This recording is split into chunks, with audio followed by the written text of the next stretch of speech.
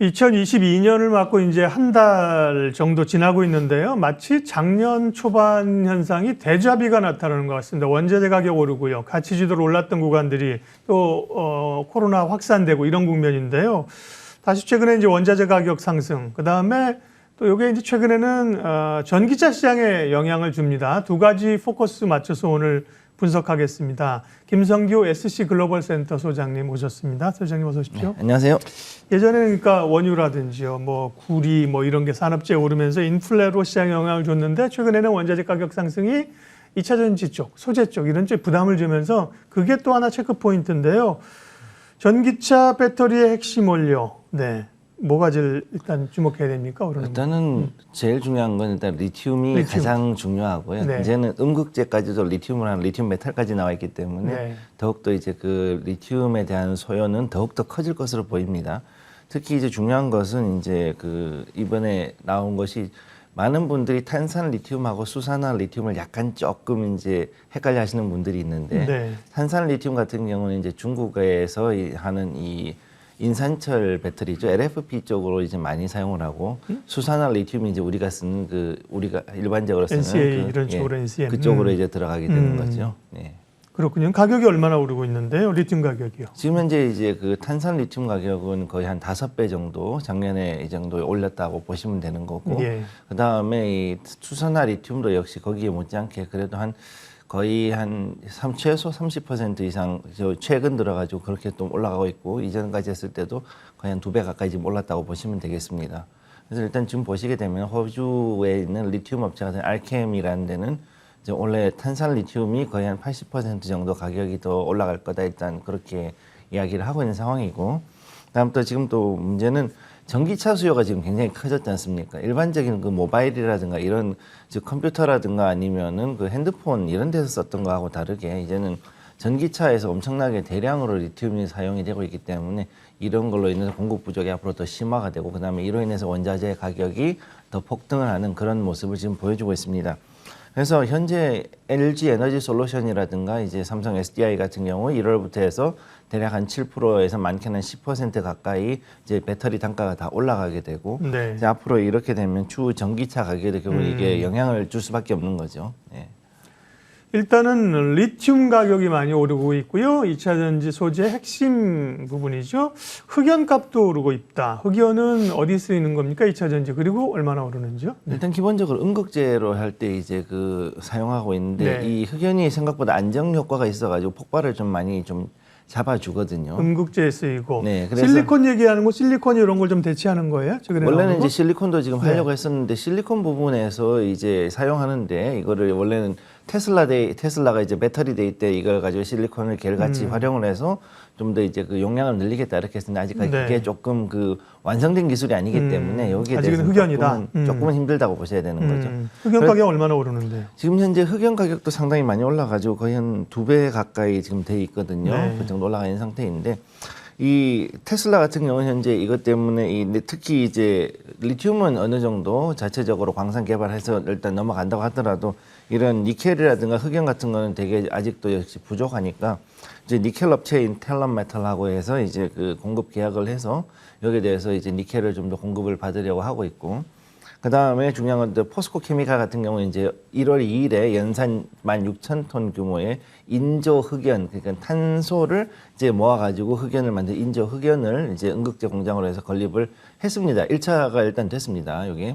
그래가지고 이걸 이제 진행을 하고 그 다음에 2단계까지 2025년까지 2단계를 해서 한 24,000톤까지 끌어올리려고 이렇게 계획을 하고 있습니다. 이렇게 이제 2차 전지에 쓰이는 소재 가격이 급등하고 있기 때문에 뭐 우리나라 기업들도 뭐 포스코도 그렇고 대기업들이 글로벌 기업들이 원자재를 직접 확보하기 위해서 쟁탈전이 나섰어요. 뭐 광산이나 원석을 산다든지요. 동향 좀 알려주십시오. 네, 지금 현재 글로벌 기업들 특히 이제 뭐 리튬 관련된 기업들 알베마르라든가 뭐 리튬 아메리카라든가 아니면 뭐 중국에 있는 깜펑이라든가 여러 회사들이 많이 있는데 주로 이제 그 이런 글로벌 기업들이 대부분이 지난번에는 말씀드렸지만 중국 기업들이 이런 그 원자재 관련된 채굴권들을 엄청나게 많이 가지고 있습니다. 그러다 보니까 여기에서 벗어나기 위해 가지고 배터리 대기업들부터 해가지고 완성차 업체 심지어는 이제 그 방금 말씀드렸던 이런 그 광산 업체들까지도 이제 이런 원자재 개발에 굉장히 많은 신경을 쓰고 있는 상황입니다. 그래서 주로 많이 나온 것이 이제 남미 쪽에 주로 이제 아르헨티나, 이제 볼리비아, 칠레 뭐 이쪽을 해가지고서 많이 나오거든요. 그러다 보니까 이쪽에 그 원자재 수출국에다가 직접 투자를 이제 들어가고 있는 상황이 되고 있는데,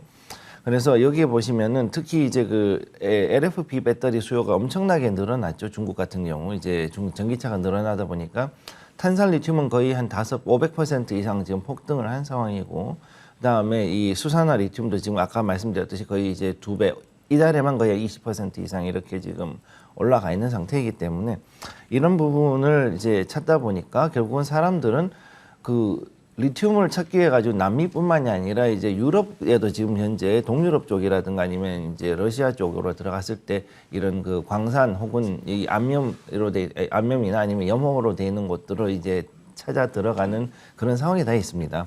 근데 문제는 뭐냐면은 현지 주민들이 이거에 대해 가지고 지금 시위를 되게 많이 하고 있어요. 환경 문제 때문에.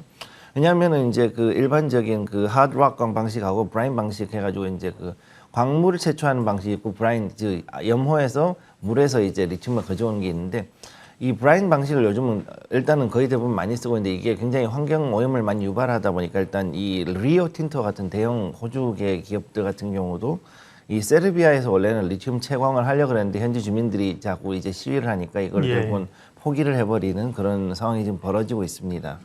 원자재 가격이 줄줄이 오르고 있습니다. 이번에 우라늄 가격인데, 우라늄 가격도 뭐 원자재 같이 오르는데, 우라늄 가격이 오르는 것은 지금 앞에 얘기한 건 우리가 리튬이나 흑연이나 이런 건 2차 전지 쪽이었는데, 우라늄 가격 오르는 거는 원자재 쪽, 그러니까 원자력 쪽, 원자력 발전에 또 좀 저해입니까? 네. 사실 이제 원자력이 가장 큰 문제가 되는 거죠. 일단 제일 큰 게 이제 몽골 쪽이 제일 많이 묻혀 있고, 그다음에 이제 뭐 카자흐스탄이라든가 좀 중앙아시아 쪽에도 지금 많이 묻혀 있거든요. 근데 문제는 뭐냐면 얘네들이 이제 그 가장 큰 이슈가 그를 더 이상 이제 캐내려 그러니까는 이제 사람들의 안전이라든가 여러 가지 이슈들이 있지 않습니까? 그런 부분도 있고 이제 또 코로나 문제 때문에도 좀 그동안은 못했었는데, 그동안에 공급망 부족에다가 또 수요가 증가를 하면서 특히 이제 이번 여름이라든가 이런 겨울에 특히 난방이라든가 혹은 이제 냉방 같은데 굉장히 많은 전력이 소요가 되다 보니까 이 발전을 엄청나게 했거든요. 그러다 보니까 더욱더 수요가 증가하고 이로 인해 급등세가 지속이 되는데, 일단 요 우라늄 가격 추이 보시게 되면은 9월 달부터 해가지고서 굉장히 많이 올라간 걸 볼 수 있습니다. 요 우라늄은 일단은 250파운드당 단위로 해가지고 계약이 되는데, 파운드당 현재 요게 43불 50센트, 60센트까지 올라갔다 그러면 굉장히 지금 많이 오른 거거든요. 그냥 50% 이상 올라간 건데, 지금 여기서 가장 큰 이슈는 이제 카자흐스탄이 되겠습니다. 현재 카자흐스탄이 전 세계에서 우라늄 매장량의 한 40%를 가지고 있는데, 이게 1월 초에 반정부 시위가 일어났었죠. 네, 그래서 정정이 좀 불안하죠. 네, 그래서 이것 때문에 상당히 좀 문제가 됐었는데, 최근 들어서 이제 러시아가 이거를 좀 어느 정도 안정시키고 나가지고 좀 진정은 됐지만 아직까지 공급망 문제가 완전히 해소가 되지 않은 상태라서 이로 인해서 아직까지 이 우라늄 가격은 아직 그 급등된 상태에서 더 이상 안정이 되지 않고 조금 더 오래 지속이 될 것으로 지금 보고 있습니다. 유가도 체크를 해야겠습니다. 유가가 WTI 두바이 제가 보는 자료는 85달러 02. 원래 두바이가 최근에 두바이 값이 높지 않았습니까? WTI보다 지금 같아졌네요. 85달러인데 예. 업사이드가 더 위쪽으로 열려 있나요? 유가는요? 지금 현재 봤을 때는 일단 우선 WTI하고 두바이유가 거의 비슷하게 갔던 가격이 비슷하게 갔던 구간이 있었습니다. 네. 사실은 그래가지고 이거는 좀 얘기하기에 조금 다른 이슈이긴 한데, 근데 그동안에 WTI가 이제 어느 정도 이제는 저는 이제 어느 정도 이제 쌍봉을 만들었다 그러죠. 투픽스를 만들었다 그러죠. 그래서 이제 상당히 이제 박스권 상단에 왔기 때문에 여기서 지금 변곡점에 와 있습니다. 그래서 지금 쉬어가는 모습인데, 여기를 돌파를 하더라도 잠깐 돌파했다 다시 이제 내려올 것을 저는 일단 보고 있고요. 그래서 1분기에는 어느 정도 이제 85달러 정도에서 좀 잡겠지만, 골드만삭스 같은 경우는 3분기가 되면은 국제 유가가 100달러를 돌파할 수 있다 이렇게 지금 전망을 하고 있습니다. 현재 가장 큰 이슈는 일단 여러 가지 공급 문제인데, 특히 오펙 플러스 국가 중에서 아랍에미레이트가 지금 현재 그 예멘 후티 반군한테 지금 여러 가지 위협을 받고 있거든요. 이 2년 전 같은 경우에 사우디아라비아가 이제 이 석유 터미널을 후티 반군의 드론으로 공격을 받았는데, 이번에 1월에 또 아랍에미레이트도 역시 이제 석유 터미널을 이제 공격을 받았습니다.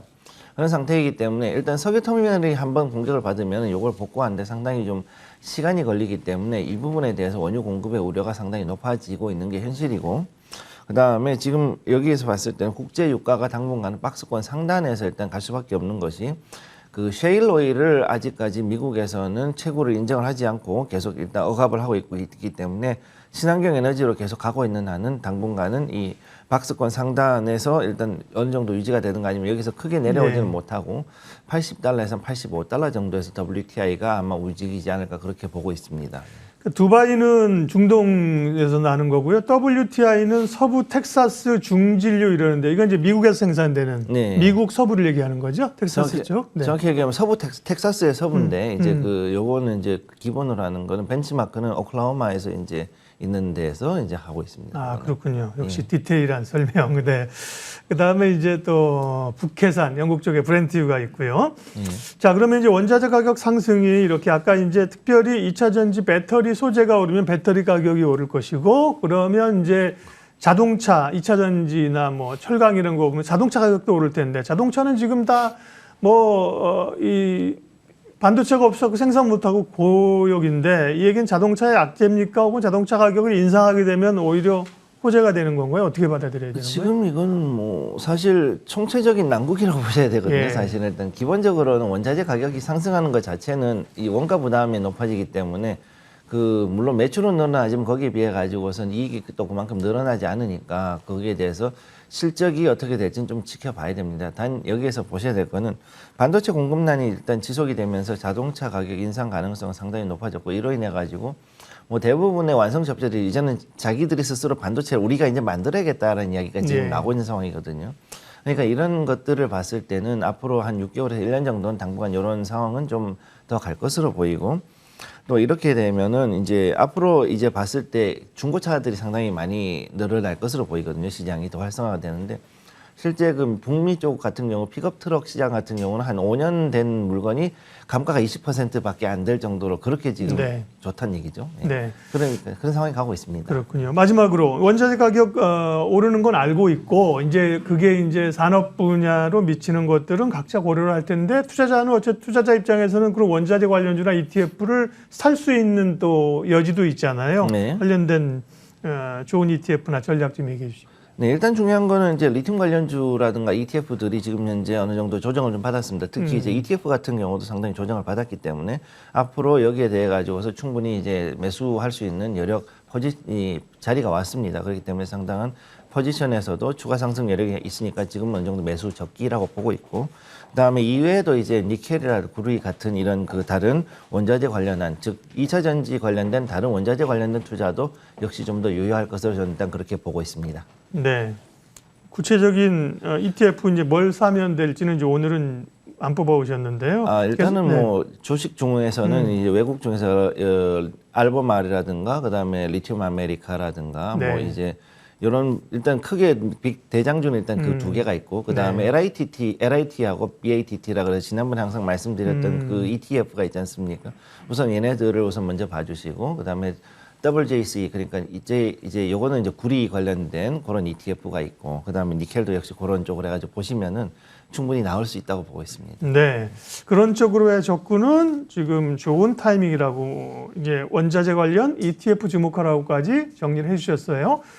원자재 시장 정리했습니다. SC글로벌센터 김선규 소장님 함께해 주셨습니다.